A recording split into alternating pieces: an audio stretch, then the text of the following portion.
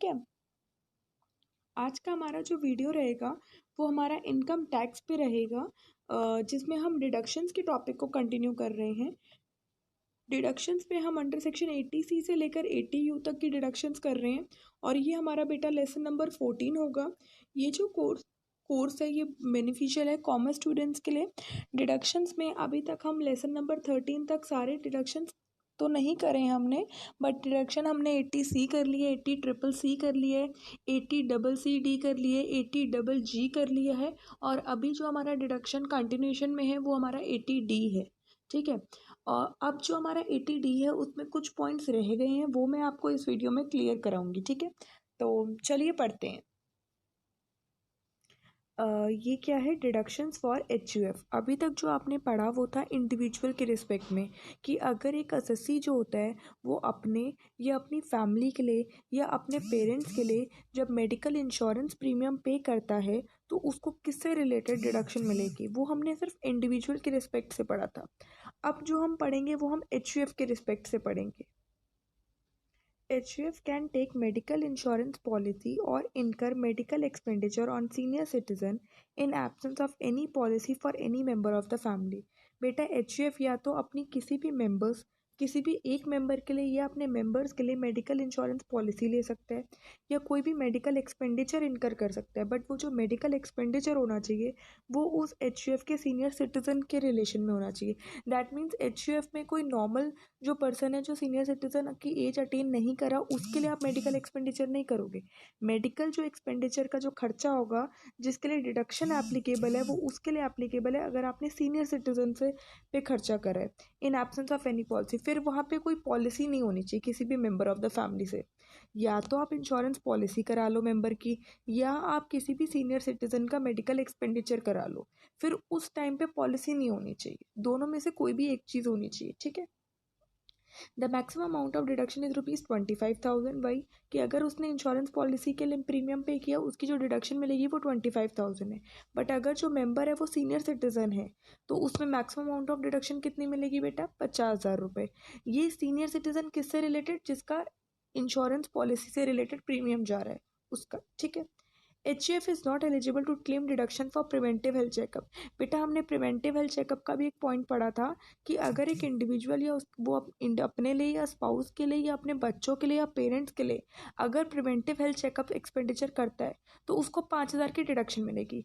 But the thing is that कि अगर HUF preventive health checkup कराने जाता है तो उसको डिडक्शन नहीं मिलेगी। ये पॉइंट याद रखना, बहुत इंपॉर्टेंट पॉइंट है कि इंडिविजुअल और इंडिविजुअल की फैमिली के लिए तो प्रिवेंटिव हेल्थ चेकअप की डिडक्शन है, बट HUF के लिए कोई भी प्रिवेंटिव हेल्थ चेकअप की डिडक्शन नहीं है। उसके लिए सिर्फ इंश्योरेंस प्रीमियम की डिडक्शन है या मेडिकल अगर एक्सपेंडिचर कर रहे हैं। बात क्लियर हुई? ठीक है। नेक्स्ट टॉपिक आता है what are the exclusions under section 80D। क्या क्या एक्सक्लूजन्स हैं, कि किन बातों को ध्यान में रखना है कि अगर आपने ये चीज़ें करी तो आपको डिडक्शन नहीं मिलेगी अंडर सेक्शन 80D में। No deduction on the following amount shall be allowed under section 80D। जब आप अंडर सेक्शन 80D की बात कर रहे हो तो ये जो कुछ ये जो अंडर सेक्शन 80D में जो आप डिडक्शन क्लेम करना चाहते हो वो डिडक्शन आपको नहीं मिलेगी अगर प्रीमियम पेड इन कैश। अगर जो इंश्योरेंस प्रीमियम अगर आप कैश में पे कर रहे हैं तो कोई भी डिडक्शन आपको नहीं मिलेगी।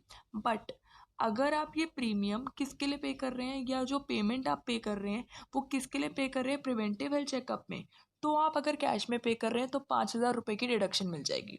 बट अगर आपने मेडिकल इंश्योरेंस पॉलिसी करा रखी है और आपको इंश्योरेंस प्रीमियम पे करना है, अगर आप उसको कैश में पे कर रहे हो तो कोई डिडक्शन नहीं मिलेगी। बट अगर आप इंश्योरेंस पॉलिसी से रिलेटेड कोई भी पेमेंट नहीं कर रहे हो, आपने प्रिवेंटिव हेल्थ चेकअप कराना है तो आप कैश से पेमेंट कर रहे हो तो आपको डिडक्शन मिल जाएगी। ये बात क्लियर हुई है?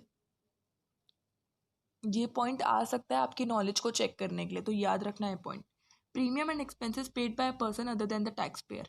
बेटा अगर टैक्स पेयर प्रीमियम पे कर रहा है या कोई भी पेमेंट कर रहा है तो ये तो उसको डिडक्शन मिलेगी। अगर टैक्स पेयर पेमेंट ही नहीं कर रहा और कोई और पे कर रहा है और वो टैक्स पेयर कह रहा है कि डिडक्शन दे दो, गवर्नमेंट क्यों डिडक्शन देगी उसको? तो इसका मतलब है जो डिडक्शन को क्लेम करना चाहता है दैट इज टैक्स पेयर, उसी को प्रीमियम पे करना है। फिर चाहे वो अपनी फैमिली के लिए करा रहा है इंश्योरेंस प्रीमियम, चाहे वो पेरेंट्स के लिए करा रहा है, फिर चाहे वो प्रिवेंटिव हेल्थ चेकअप करा रहा है या HUF है, वो कुछ भी हो सकता है। बात क्लियर हुई है कि टैक्स पेयर ही प्रीमियम और एक्सपेंसेस पे करेगा बाय कि और अदर पर्सन नहीं होना चाहिए। क्लियर हुआ? अगर कोई किसी और पर्सन ने पेमेंट करी है तो उसको डिडक्शन नहीं मिलेगी। ये एक्सक्लूजन्स वाले पॉइंट बहुत इंपॉर्टेंट है, याद रखना, ठीक है? ओके, अब जस्ट एक रिवीजन, ये कंसेप्ट मैंने डाला है कि आपको याद कराने के लिए, इजी बनाने के लिए मैंने क्या किया, what is the amount of deduction under section 80D। हमने 3 केसेस पढ़े हैं। एक है मेडिकल इंश्योरेंस प्रीमियम अगर आप और आपके पेरेंट, आप अपनी फैमिली के लिए कराते हो। दूसरा पॉइंट हमने पढ़ा था कि मेडिकल इंश्योरेंस प्रीमियम अगर आप अपने पेरेंट्स के लिए कराते हो। और तीसरा प्रिवेंटिव हेल्थ चेकअप का। तो कि कौन से केसेस में कौन सा अमाउंट है वो मेरे को याद कराना था, तो मैंने एक टेबल बना दी है, ये शॉर्ट फॉर्म में लिख दिया। For claiming the deduction under section 80D, the expenditure need to be made in any mode other than cash। पहली बात, अगर आपको सेक्शन 80D में डिडक्शन चाहिए तो आपको पेमेंट किसके रूप में करनी है? किसी भी मोड के रूप में, चाहे चेक करो, चाहे ड्राफ्ट पे करो, कैसे भी ऑनलाइन ट्रांसफर करो, कुछ भी करो, बट कैश मोड नहीं होना चाहिए। Although the expenditure on preventive health checkup is allowed to be incurred in cash, but अगर आप प्रिवेंटिव हेल्थ चेकअप कराने जा रहे हो तो आप एक्सपेंडिचर किस में इनकर कर सकते हैं? कैश में, तो आपको डिडक्शन मिल जाएगी। The deduction for the following expenses are allowed. कौन कौन से एक्सपेंसेस के लिए डिडक्शन अलाउड होती है अंडर सेक्शन 80D में, वो हमने जस्ट एक रिविजन कंसेप्ट डाला है। ये देखो, मैंने ये टेबल बना दिया आपके लिए, जस्ट एक इजी बनाने के लिए। अब इस टेबल को याद करके जाना है और समझ के जाना है, ठीक है? ठीक है। टाइप ऑफ एक्सपेंस और लिमिट। अगर मेडिकल इंश्योरेंस प्रीमियम पेड किया गया है फॉर योर सेल्फ, अपने लिए और अपनी फैमिली के लिए, तो बेटा कितनी है? 25,000 रुपये की डिडक्शन मिलेगी। ये 25,000 की डिडक्शन क्या हो सकती है? 50,000 भी हो सकती है in case of senior citizen. अगर आप जो मेडिकल इंश्योरेंस प्रीमियम पे कर रहे हो अपनी या अपने फैमिली में से किसी के भी पर्सन के लिए, वो अगर सीनियर सिटीजन है तो आपको कितने की डिडक्शन मिलेगी? 25,000 की जगह 50,000 की डिडक्शन मिलेगी। दूसरा, medical insurance premium paid for your parents. अगर आप मेडिकल इंश्योरेंस पॉलिसी करा रहे हैं अपने पेरेंट्स के लिए और उस पॉलिसी के लिए आपको प्रीमियम पे करना पड़ रहा है, तो आपको 25,000 की डिडक्शन एक्स्ट्रा मिलेगी। ये 25,000 की डिडक्शन की जगह 50,000 भी हो सकता है अगर आपके पेरेंट्स क्या हैं? Senior citizen. सीनियर सिटीजन मतलब 60 ईयर्स या उनसे ज़्यादा उनकी एज। और थर्ड पॉइंट क्या? Expenditure on preventive health checkup. इसके लिए आपको कितने की डिडक्शन मिलेगी? 5,000 की। अब ये जो प्रिवेंटिव हेल्थ चेकअप है, इसमें आप, आपकी स्पाउस, आपके डिपेंडेंट बच्चे और आपके पेरेंट्स सब इंक्लूडेड हैं। टोटल अमाउंट 5,000 की डिडक्शन ही मिलेगी। ये पॉइंट क्लियर हुआ? ये बेटा तब था जब इंडिविजुअल का केस था। अगर इसी में मैं HUF की बात करूं तो HUF में ये भी एप्लीकेबल है, बट HUF में ये एप्लीकेबल नहीं है, ये भी एप्लीकेबल है कि आप अपने लेकर आ रहे हो या HUF के किसी भी। HUF में तो कोई पेरेंट्स का कंसेप्ट नहीं होता, मोस्टली यही केस होता है। HUF में किसी भी फैमिली मेंबर के लिए करा रहे हो तो 25,000 या 50,000, यही भाभी हमने पढ़ा था ना कि 25,000। और वो जो सीनियर सिटीजन था वो भी आपका अब एडेड हो गया है कि सीनियर सिटीजन मेडिकल ट्रीटमेंट अगर आप करा रहे हो या मेडिकल एक्सपेंडिचर आप करा रहे हो सीनियर सिटीजन के लिए, तो फिर वो 50,000 है। बात क्लियर हुई? तो प्रिवेंटिव हेल्थ चेकअप का कंसेप्ट नहीं था HUF में। ये देखो, अभी मैंने पढ़ाया आपको HUF के लिए।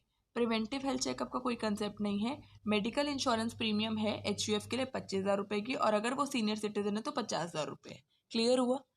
सो ये टेबल आपको याद रखनी है आगे के लिए कि कंसेप्ट क्लियर हो। कंसेप्ट तो आपका क्लियर हो ही गया, आपको समझ आ गया, बट रिवीजन के लिए आपको ये टेबल याद होनी चाहिए, ठीक है? So thank you so much guys for listening this video. I hope ये वीडियो आपको समझ आई हो। अगर कोई भी डाउट होता है तो आप मुझे कमेंट सेक्शन में ज़रूर बताइएगा।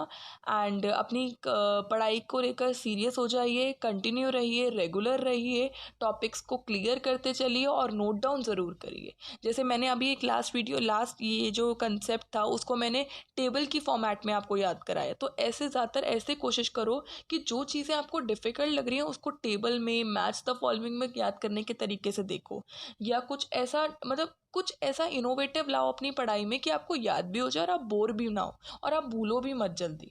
क्लियर हुआ? तो जो चीज़ें थ्योरेटिकल है, आई नो वो बहुत बोरिंग है, उनको थक जाते हो आप पढ़ पढ़ के, बट उनमें एक ऐसा क्रिएटिव लेकर आओ कि आपको याद रहे। कुछ चीज़ों को ना कुछ चीज़ों के साथ मैचअप करो कि मैं हूँ, मुझे मेडिकल इंश्योरेंस पॉलिसी करानी है, तो मैं ये देखूंगी कि मेरे को मेडिकल इंश्योरेंस भी हो जाए मेरा और मुझे डिडक्शन भी मिलनी चाहिए। तो अपने से रिलेटेड चीज़ों को क्लब करने की कोशिश करो तो बहुत जल्दी याद रहती है।